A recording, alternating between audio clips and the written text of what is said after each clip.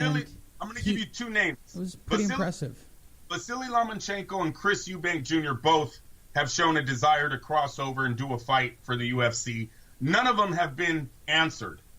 Vladimir Klitschko gave a price of $25 million. Mike Tyson years ago told him $5 million, and you could have got Mike Tyson in the ring. They constantly don't answer the challenge. So until they do that, I want to stop with all the, this sport's dominating. Dana White knows something. No, he's going to promote boxing because it's smarter. Takes us to News of the Week. Brought to you by LasVegasDiscount.net. Go to LasVegasDiscount.net for all your needs. Yo, yeah. My text didn't work. Damn it, the hell. I'm going to call him. I want my coffee. Disappointing. Terry Flanagan versus Maurice Hooker to land at the O2 Arena. It's being reported by Boxing Scene that Terry Flanagan's next fight has been confirmed. The Manchester Man is set up to go against Maurice Hooker for the WBO Super Lightweight title. The title is vacant. It was left behind by one Terrence Crawford, who's decided to go after all the welterweight belts. Yes. That's the fight, Lee. Crawford Spence. Will it happen? Go ahead. I won't. No, that's okay. Do you care about this fight at all? Well, Flanagan, he's big over there in the UK. He's looking to cross over. Maurice Hooker's undefeated. Believe he was, if I remember right, I believe he was under Mayweather's stable. Right. But he never just panned out, Lee. You see, he has like 2 draws, something like that. He's undefeated, but he has a lot of draws in his career. You know what I mean? They easily probably could have been losses if you didn't have the right promoter behind you. So I don't know who Maurice Hooker is. Terry Flanagan, WBO lightweight champ, moving up now. Was in the lining for a Garcia, possibly a Linares matchup. Still could happen, I guess. Only one division higher. So, yeah, he's making a big splash. They're both undefeated. There'll be names in the junior welterweight division, super lightweight division when the fight's over.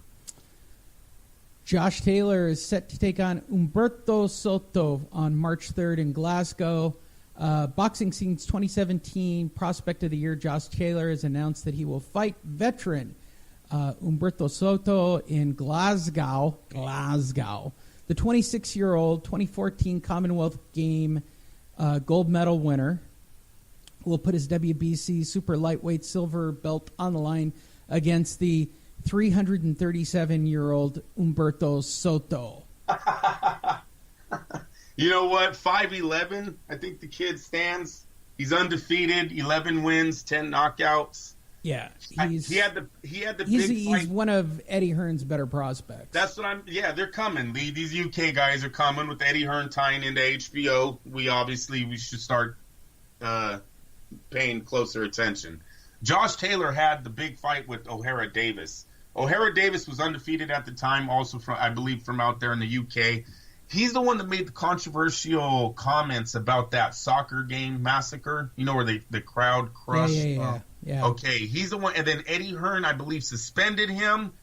O'Hara Davis now signed with MTK and claims he's never going to do a interview again. He's done doing interviews from here on out. Well, Josh Taylor got a lot of publicity obviously off of that little controversial thing that went on. And so now this is a big moment for him. Humberto Soto is not a pushover. He's definitely not in his prime, right? 66-9. I think Humberto Soto was relevant 10 years ago, but I think it's funny that they list his age as 37, but he's more like 47. He's got to be 47. Probably.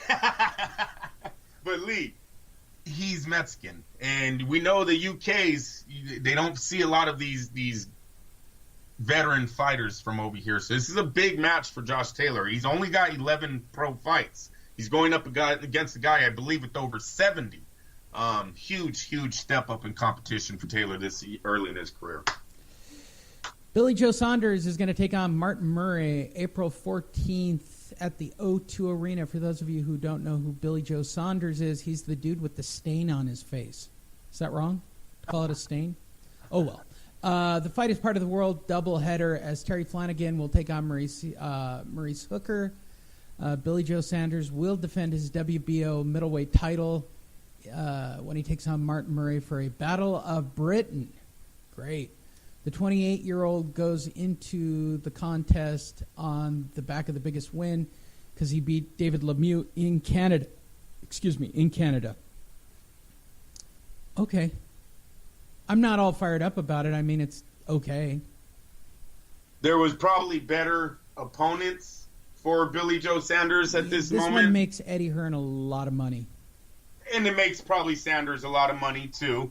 Murray has 4 defeats. Lee's been stopped in his career. There's not too much to sell here other than the fact that really this is just Saunders waiting for his opportunity, right? He's on the outside looking in. He is. But Eddie Hearn seems to always wind up and figure out how to make a fight. He doesn't mind crossing over. He'll get PBC. He gets Top Rank. He gets, he gets fights with everybody. It's a little upsetting that right now there's rumors of Daniel Jacobs fighting Andy Lee, and Billy Joe Saunders is fighting Murray. For some reason, it just seems like those two probably should have met each other, right? It should be Jacobs versus Saunders. Martin Murray and Andy Lee, these are two names you just blast from the past here. Both got pulled out of their numbers got pulled out of their back wallet because these guys haven't been actively. They really haven't. We'll see what happens here. Not too impressed with it, but like I said, they're both waiting for Canelo and Triple G to resolve themselves here in May. Manny Pacquiao says he is targeting Lomachenko for a showdown. According to 8-division world champion Manny Pacquiao, his camp is discussing the possibility of a catchweight match with Vasily Lomachenko.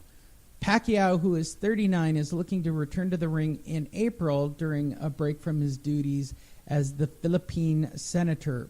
His promoter, Bob Arum, revealed Tuesday to the Las Vegas Review-Journal that he's looking to stage a Pacquiao match on April 21st, with the feature being Crawford and Horn as the main event. Pacquiao said there are negotiations now about a number one pound-for-pound boxer, which I believe is Lomachenko. There's still a lot of talks on what weight or reducing weight the fight would be at.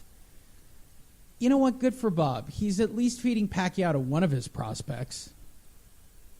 This story's been all over the place. I couldn't actually attach all this, how many times this thing's changed. One day it's they are, they're not, they are, they're not. I don't know where we're at right now. I will tell you, this fight has all the makings of Manny being on a podium and going, Lomachenko reminds me of myself 10 years ago, right? Your Manny Pacquiao is awful. I don't give a damn. Lee, that's the fight we don't want for Lomachenko. I don't want to hear the whole promoting of this fight. That is such a ridiculously lopsided fight. Yeah. That I literally couldn't put enough money on Lomachenko. Lomachenko's too fast. He's too fat, Lee. He's on another level. Manny's right now playing chess. This dude's playing checkers, bro.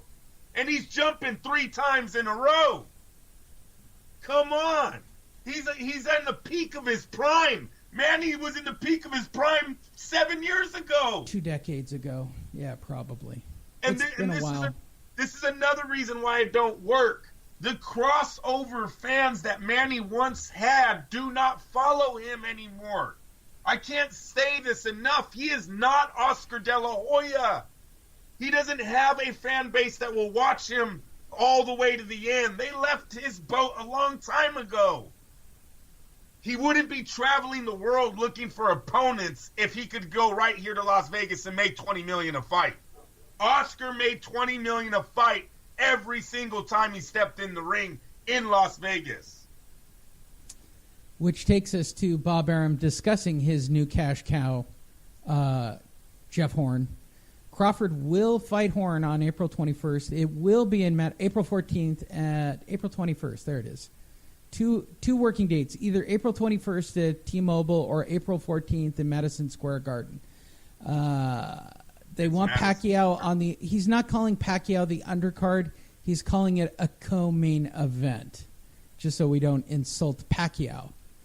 So, whatever it's worth, I mean, I guess he's done with the Jeff Horn experiment. He's just going to feed Jeff Horn to Crawford, who's going to destroy Jeff Horn. Well, that's a win. It's a win-win. It really don't matter the top rank at this Right, he's moment. got them both. Yeah, exactly. Works out either way. So we'll have to see how that plays out over the next couple of weeks. Is it officially? So your next story is that it's ruled out for Vegas on the 21st. It's as ruled of out of Vegas Wednesday, completely. As of Wednesday, it's been ruled out for Vegas. Well, yeah, the NHL playoffs, I get that, and reserving it.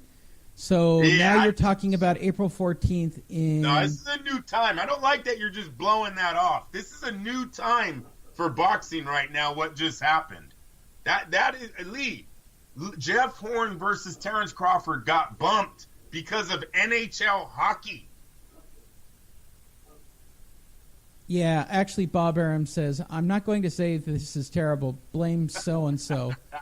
It's great when the MGM has 3 arenas and tells me all 3 arenas are completely taken and as much, and they want the event. They just can't fit it in. I say hooray. They're doing great. I say build one in the parking lot if you wanted it that bad. Oh, they could do it. There's plenty of places to do it. I'm telling you. Why isn't he doing it at UNLV? Lee, me and you know, bro, this ain't no bullshit here. Sometimes we went to Las Vegas to empty-ass arenas, dude. Yeah. Tickets that were given away, all of a sudden price cuts, or you hear Look, there are hotels that they no longer do events at. Caesars still has the space. They still have the space. We went to one fight at the Paris, as I recall. Exactly. The Paris, whatever happened to the Hard Rock? Doesn't the Hard Rock have their own little studio too? Well, they've got a place, but yeah, there's plenty of places to fight out there. Because Lee, it's not like this fight was going to draw the masses. I highly doubt that people were going to flock to this Horn versus Crawford in Las Vegas. They could have gotten a smaller venue. It is what it is. Now they're going to take it to New York. You know, who knows, man? That's expensive, too. It's not cheap to stay in New York, especially in the summer. Look, I just went there a few weeks ago. It's expensive year-round.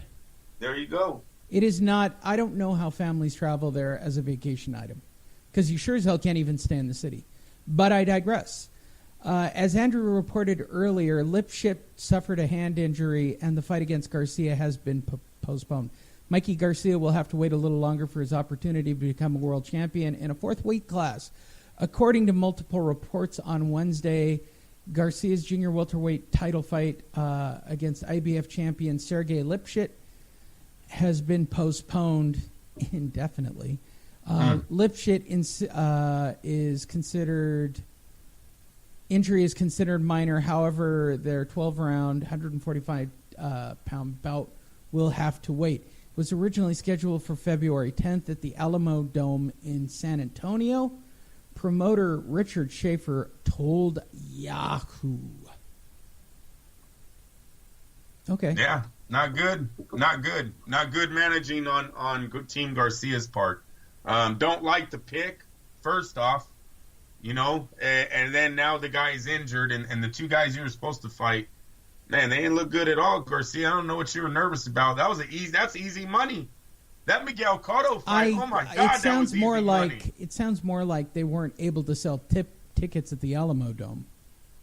Oh, well, we know that's what Easter is calling them bullshit on.